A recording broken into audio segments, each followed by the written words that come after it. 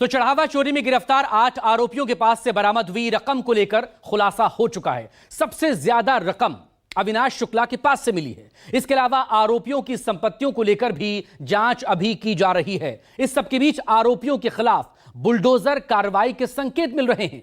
अयोध्या विकास प्राधिकरण ने एक आरोपी लवकुश मिश्रा के निर्माणाधीन मकान को लेकर नोटिस जारी कर दिया है। 1 हफ्ते में जवाब मांगा है और आशंका जताई गई लवकुश मिश्रा नियमों को दरकिनार कर इस मकान का निर्माण करवा रहा है। ये रिपोर्ट।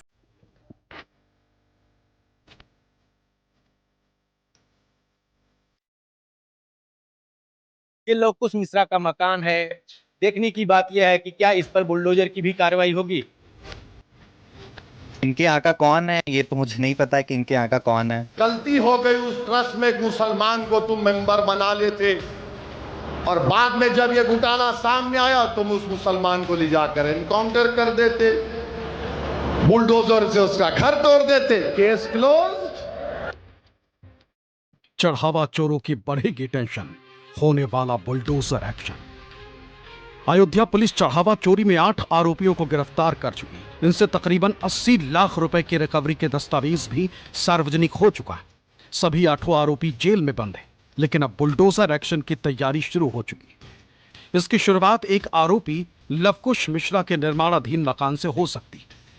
देखिए, सोहावल तहसील के बनवीरपुर गांव में बन रहा है ये लवकुश मिश्रा का मकान। करीब 1000 स्क्वायर फीट में बन रहे इस 2 मंजिला मकान पर लवकुश मिश्रा ने करीब 15 लाख रुपए खर्च किए। इस मकान के लिए जमीन अक्टूबर 2025 में खरीदी गई थी। राम मंदिर चढ़ावा चोरी के मामले ने एडीए ने एक बड़ी कार्रवाई की है। लवकुश मिश्रा की पत्नी सुप्रिया मिश्रा को कल एडीए ने नोटिस दी है। ये लवकुश मिश्रा का मकान है जो सोहावल तहसील के बनवीरपुर इलाके में बना हुआ है। काफी ये रिहायशी इलाका माना जाता है। यहाँ पर ये मकान बनाया गया है। जिस तरीके से लवकुश मिश्रा पर आरोप लगे, इस समय लवकुश मिश्रा जेल में है क्योंकि राम मंदिर चढ़ावा चोरी में उसका नाम सामने आया था। उसके बाद भी एडीए ने बड़ी कार्रवाई करते हुए इसको नोटिस दी है। कुल मिलाकर के जिस तरीके से लगातार राम मंदिर चढ़ावा को लेकर के तमाम लोगों के नाम सामने आ रहे हैं, कई लोगों से पूछताछ भी की गई है। अब जिस तरीके से लगातार एडीए भी कार्रवाई की बात कर रहा है, ये पूरा मकान लवकुश मिश्रा का बना हुआ है। 2025 में लवकुश मिश्रा ने इस मकान को अपने पत्नी के नाम यानी सुप्रिया मिश्रा के नाम बैनामा लिया था। ये मकान 3 महीने में बनकर तैयार हुआ है। जिस तरीके से लवकुश मिश्रा की अगर घर की बात करें, उनके परिवार वालों की बात करें, उनका कहना था कि ऐसे कुछ नहीं है, हमारा भाई निर्दोष है, हमारा बेटा निर्दोष है। लेकिन जिस तरीके से उसका नाम सामने आया, उसके बाद वो सलाखों के पीछे गया। ये मकान आलीशान बनाया, 3 महीने में बनकर ये मकान तैयार हुआ। लेकिन अब एडीए ने पूरे इस मामले में सुप्रिया मिश्रा यानी कि लवकुश मिश्रा की पत्नी को बाकायदा नोटिस भेज दिया है। लेकिन जिस तरीके से लगातार प्रशासन द्वारा कार्रवाई की जा रही है, देखने की बात यह है कि क्या इस पर बुलडोजर की भी कार्रवाई होगी।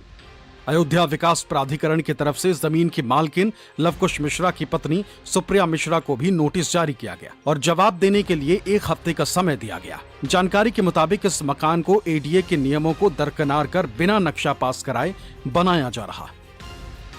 नोटिस इशू हुआ है कि आपका निर्माण जो है वो हमारे जो प्राधिकरण का एक्ट है उसके विरुद्ध प्रतीत होता, तो कृपया अपना जवाब दाखिल करें। कब तक का समय दिया गया है सर? और जवाब नहीं दिया कानून तो क्या के मुताबिक समय दिया गया है। अब उसका जवाब जब आएगा तो उसके हिसाब से फिर जो भी कानूनी प्रावधान होंगे वो किया जाएगा। अयोध्या विकास प्राधिकरण ने सुप्रिया मिश्रा से जवाब मांगा है कि क्या मकान का नक्शा पास कराया गया। अगर कराया गया तो उसके दस्तावेज विभाग के सामने पेश करें। अगर जवाब नहीं मिलता है तो आने वाले दिनों में एडीए कार्रवाई करेगा। माना जा रहा है कि अयोध्या विकास प्राधिकरण बुलडोजर कार्रवाई भी कर सकता है।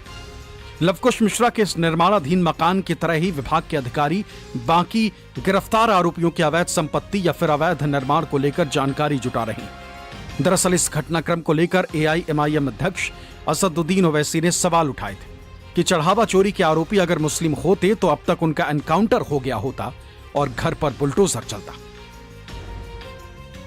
अगर ट्रस्ट में गलती हो गई, उस ट्रस्ट में एक मुसलमान को तुम मेंबर बना लेते और बाद में जब ये घोटाला सामने आया तुम उस मुसलमान को ले जाकर एनकाउंटर कर देते, बुलडोजर से उसका घर तोड़ देते, केस क्लोज।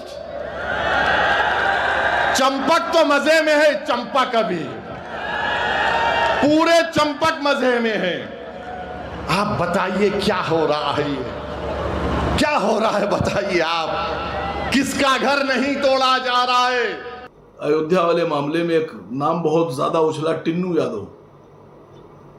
अगर टिन्नू यादव की जगह पर टिन्नू खान या टिन्नू सिद्दीकी होता तो अब तक के तो पूरे खानदान के मकान गिरा दिए गए होते, बुलडोजर पहुंच गया होता, एनकाउंटर भी हो गया होता। ऐसे में अयोध्या विकास प्राधिकरण का लवकुश मिश्रा की पत्नी को नोटिस जारी करना और बुलडोजर एक्शन की सुगबुगाहट ओवैसी को जवाब के तौर पर देखा जा रहा है कि अपराधी चाहे किसी भी धर्म और जाति का हो, कार्रवाई सबके खिलाफ कानून के मुताबिक ही होगी। इन सब के बीच एक अहम सवाल उठ रहा है कि क्या ऐसा संभव है कि छोटे स्तर के कर्मचारी करोड़ों की चंदा चोरी को अंजाम दे डालें और किसी बड़े पदाधिकारी को इसकी भनक तक ना लगे। सवाल पूछे जा रहे हैं कि गिरफ्तार आरोपियों का आका कौन है। तो इस पर श्री राम जन्मभूमि सेवा समिति के महामंत्री का बयान सामने आया। इनके आका कौन है ये तो मुझे नहीं पता है कि इनके आका कौन है। हाँ, इनकी नियुक्तियां ट्रस्ट ने की है, ये सभी को पता है। ट्रस्ट के जो पदाधिकारी हैं, जो लोकल पदाधिकारी हैं, उनके द्वारा ही नियुक्तियां की गई हैं। तो इसमें कोई दो राय नहीं है कि नियुक्तियां जो है ट्रस्ट ने नहीं की है। ट्रस्ट ने नियुक्तियां की हैं, ट्रस्ट के लिए ही वो काम कर रहे थे। ट्रस्ट का ही आईडी कार्ड था, वही दिखा के वो अंदर जाते थे।